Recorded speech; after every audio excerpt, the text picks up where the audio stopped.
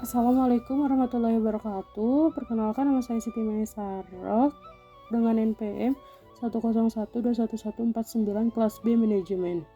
Di sini saya akan memaparkan materi untuk memenuhi evaluasi tengah semester pendidikan agama Islam kelima dengan dosen pengampu Bapak Budi Jatmiko.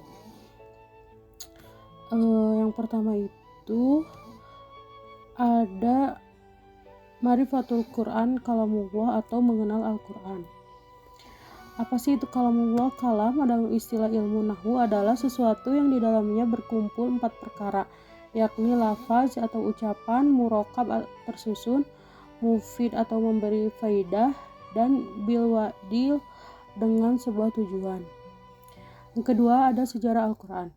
Sejarah turunnya Al-Quran atau nuzulul Quran. Nuzul adalah kata jadian dari kata kerja nazala yang berarti turun. Turunnya Al-Quran lebih sering digunakan istilah nuzulul Quran.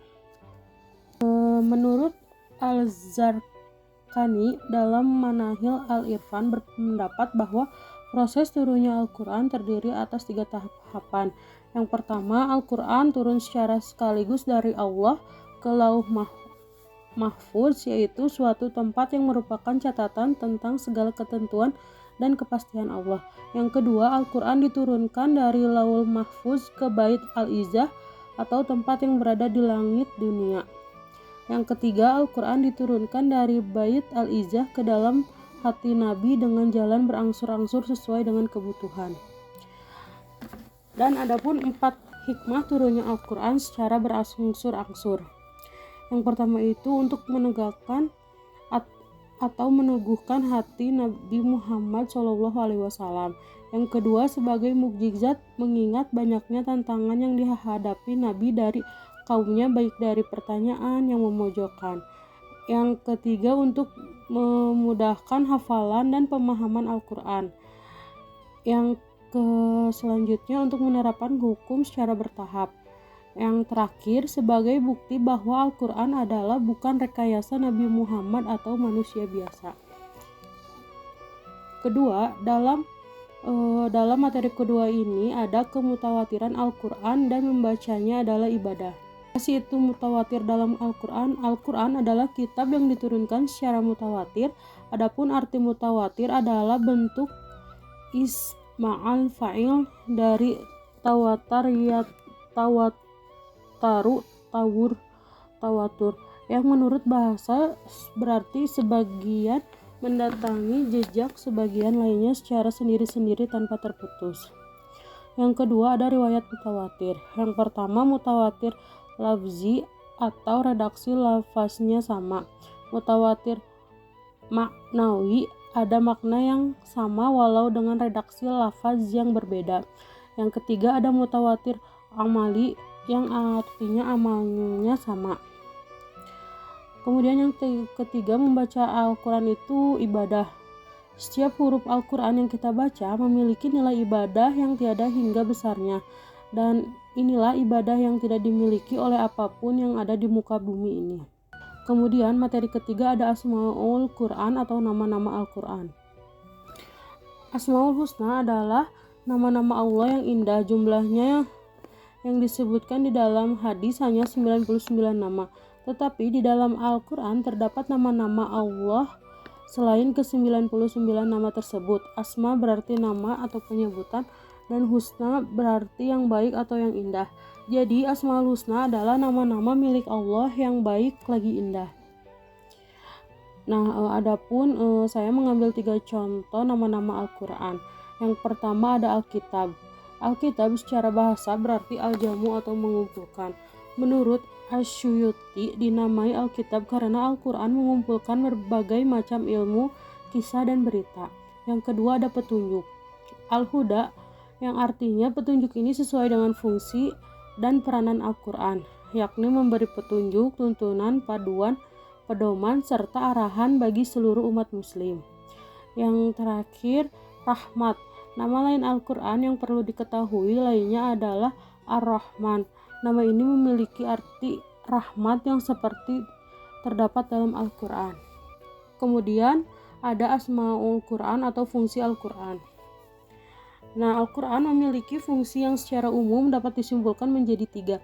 Pertama, sebagai petunjuk bagi seluruh manusia hingga akhir zaman ini, berbeda dari kitab-kitab sebelumnya yang rata-rata diturunkan untuk umat dan zaman tertentu.